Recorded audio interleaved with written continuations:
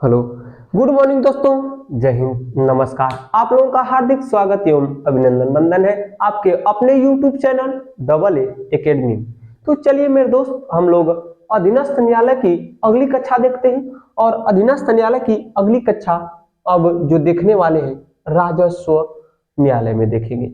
आज की अगली कक्षा या यह कक्षा जो हम लोग प्रस्तुत करेंगे वह किसके अंतर्गत देखने वाले हैं, तो आज की पूरी कक्षा होने वाली है राजस्व न्यायालय।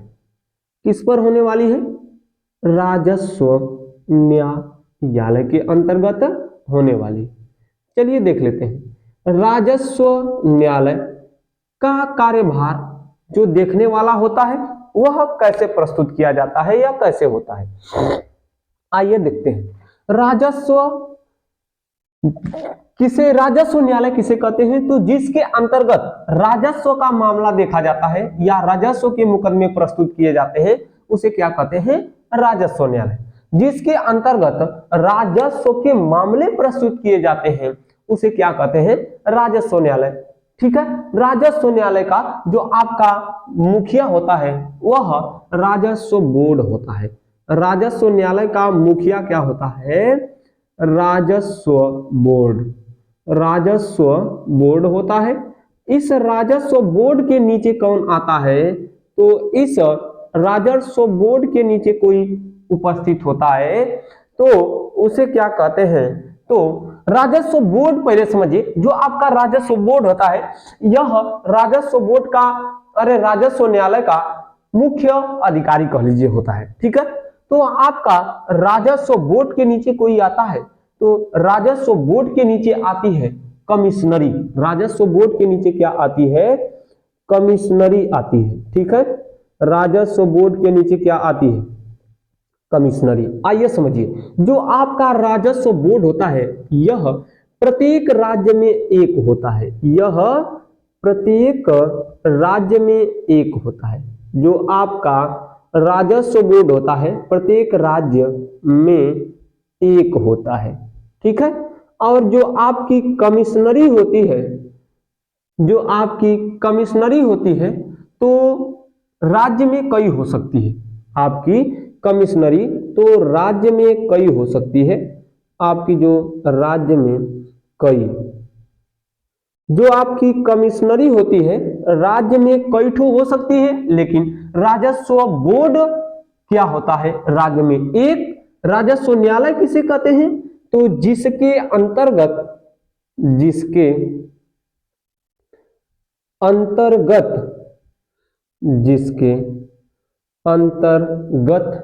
राजस्व के मामले प्रस्तुत किए जाते हैं। जिसके अंतर्गत राजस्व के मामले प्रस्तुत किए जाते हैं। ठीक है। राजस्व के मामले प्रस्तुत किए जाते हैं उसे क्या कहते हैं? राजस्व न्यायालय। राजस्व न्यायालय का मुखिया राजस्व बोर्ड, जो प्रत्येक राज्य में एक होता है। राजस्व बोर्ड के नीचे क्या होती है? कमिश्नरी। यह प्रत्येक राज्य में या हर एक राज्य में एक से अधिक होती है। हमेशा उसकी संख्या कितना होगी? एक से अधिक। उसके नीचे क्या होता है? तो इसके नीचे आता है कलेक्टर। इसके नीचे कौन आता है? कलेक्टर आता है। देखिए, इसके नीचे आता है कलेक्टर। इस कलेक्टर को क्या कहते हैं? जिलाधीश कहते हैं। कलेक्टर को क्या कहते हैं? जिलाधीश। जो जिलाधीश होता है शॉर्टकट में कहते हैं डी और एम। ठीक है। इंग्लिश में कहते हैं डिस्ट्रिक्ट मजिस्ट्रेट। ठीक है। जो कलेक्टर है, कलेक्टर, ठीक है, कर को जो इकट्ठा करता है अपने जिला में, कर को इकट्ठा जो करता है राजस्व विभाग से जो टैक्स आता है कर, उसको जो इकट्ठा करता है उसे कहते हैं कलेक्टर या जिलाधीश। जिलाधीश को ही शॉर्टकट में कहते हैं डीएम। इस डीएम के अंतर्गत नीचे कोई आता है तो इस डीएम के नीचे आता है एसडीएम। इसके नीचे कौन आता है? एसडीएम आता है। जो आपका एसडीएम होता है इसके नीचे आता है, किसके नीचे आता है? डीएम के नीचे। डीएम के नीचे कौन आता है? एसडीएम आता है, सब डिविजनल मजिस्ट्रेट, इसे कहते हैं उप जिलाधीश। ठीक है, सब डिविजनल मजिस्ट्रेट, इंग्लिश में कहते हैं सब डिविजनल मजिस्ट्रेट। ठीक है, शॉर्टकट में इसे कहते हैं एसडीएम, हिंदी होगा इसका उप जिलाधीश, उप जिलाधीश। सब डिविजनल मजिस्ट्रेट के नीचे कोई आता है तो इसके नीचे आता है तहसीलदार, इसके नीचे एक बंदा आता है, उसका नाम क्या है, तहसीलदार। जो आपका तहसीलदार होता है, इस तहसीलदार के नीचे एक बंदा आता है, उसे कहते हैं नायब तहसीलदार। उसे क्या कहते हैं, नायब तहसीलदार, नायब तहसीलदार आता है। ठीक है, जो नायब तहसीलदार होता है यह राजस्व विभाग का अंतिम अधिकारी होता है, सीधा सीधा बोलिए तो नायब तहसीलदार, नायब तहसीलदार के ऊपर तहसीलदार, तहसीलदार के ऊपर एसडीएम, एसडीएम के ऊपर डीएम, डीएम के ऊपर कमिश्नरी, कमिश्नरी के ऊपर राजस्व बोर्ड। ठीक है, तो अब समझिए यह हर एक राज्य में एक होगा, कमिश्नरी एक राज्य में कई ठो हो सकती है, लेकिन जो आपका कलेक्टर से लेकर नायब तहसीलदार, कलेक्टर से लेकर नायब तहसीलदार तक होते हैं, ये सब जिला में पाए जाते हैं। कहां पाए जाते हैं, जिला में उपस्थित होते हैं। कहां पर पाए जाते हैं, जिला में।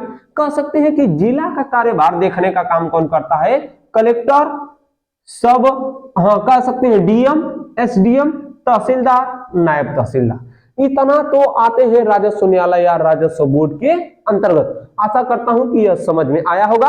आगे चलते हैं, अब अंतिम होगा इसका, उसको देखेंगे तो आ जाएगा आपका न्याय पंचायत। ठीक है, चलिए मिटाता हूं इसको, राजस्व न्यायालय हो गया तो आएगा न्याय पंचायत। समझने का प्रयास करिएगा दोस्त, इससे प्रश्न भी बहुत टफ एग्जाम में बनता है। हो गया, आइए देखते हैं न्याय पंचायत।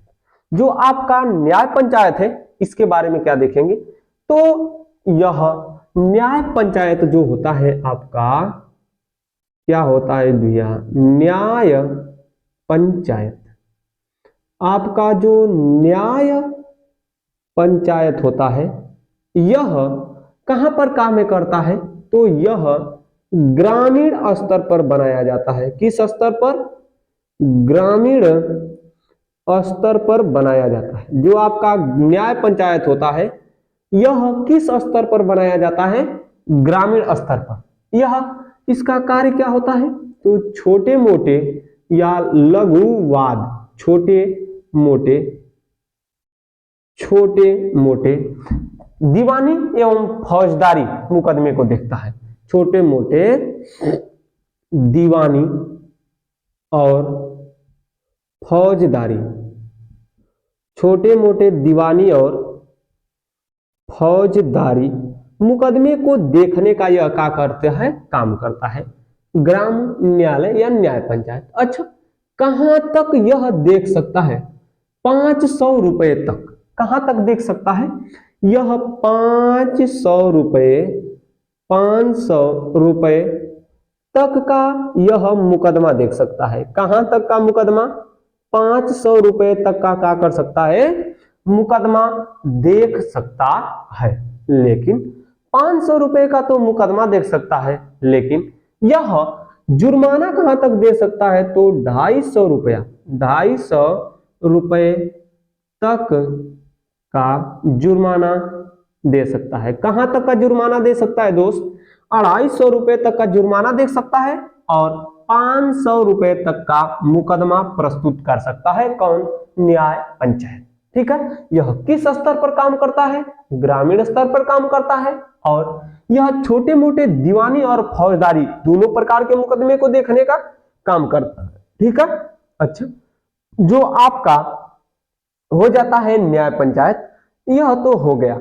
इसके नीचे एक आता है ग्राम पंचायत, इसको मिटाते हैं जल्दी से, इसको मिटाइए, हो गया, देख लेते हैं, हो गया नया पंचायत। तो इसके नीचे आता है ग्राम पंचायत।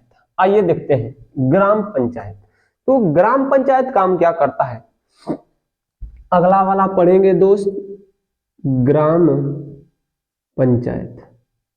अगला वाला क्या है, ग्राम पंचायत। जो आपका ग्राम पंचायत होता है यह भी दोनों प्रकार का मुकदमा देखता है, दीवानी भी देखता है, कैसा मुकदमा, दीवानी और फौजदारी, दीवानी और फौजदारी दोनों प्रकार का मुकदमा देखता है। और यह जो देखता है निशुल्क देखता है, कैसा देखता है, निशुल्क देखने का काम करता है, इसमें पैसा वैसा लगता उगता नहीं है। इसी को ही मोबाइल कोर्ट के नाम से जाना जाता है, इसी को ही किसके नाम से, मोबाइल कोर्ट के नाम से जाना जाता है। किसके नाम से दोस्त, मोबाइल कोर्ट के नाम से जाना जाता है, ग्राम पंचायत को ही, ठीक है। अच्छा, इसको लाने का काम कौन करता है, या इसको गठन करने का काम कौन करता है, तो इसको गठन करने का काम कौन करता है, तो इसको भी गठित करने का काम राज्यपाल करता है। कौन करता है, राज्यपाल।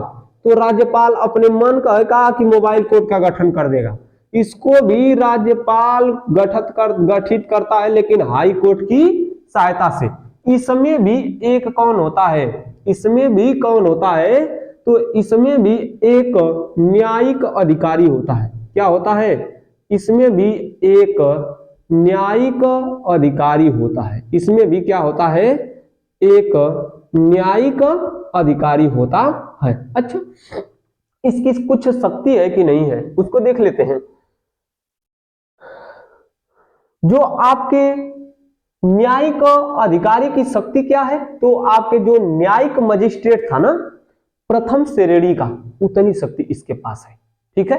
तो न्यायिक मजिस्ट्रेट का जो प्रथम श्रेणी था, जितनी उसके पास शक्ति थी उतना इसके पास शक्ति है, ठीक है। ग्राम पंचायत से एक प्रश्न पूछता है, गठन करने का काम, कितना प्रकार का मुकदमा, दोनों प्रकार का, दीवानी और फौजदारी, पैसा वैसा ले कि ना, फ्री में देखी, लेकिन इसको किस नाम से जाना जाता है, मोबाइल कोर्ट। इसमें कोई अधिकारी या इसमें न्यायाधीश बैठता है कि नहीं, बैठता है, उसे न्यायाधीश के नाम से नहीं, न्यायिक अधिकारी के नाम से जाना जाता है। मिलेंगे अगले दिन, आशा करता हूं कि समझ में आया होगा। तो आज के लिए बस इतना ही, तब तक के लिए धन्यवाद दोस्तों, जय हिंद। जाने की आज्ञा दीजिए, मिलेंगे अगले दिन।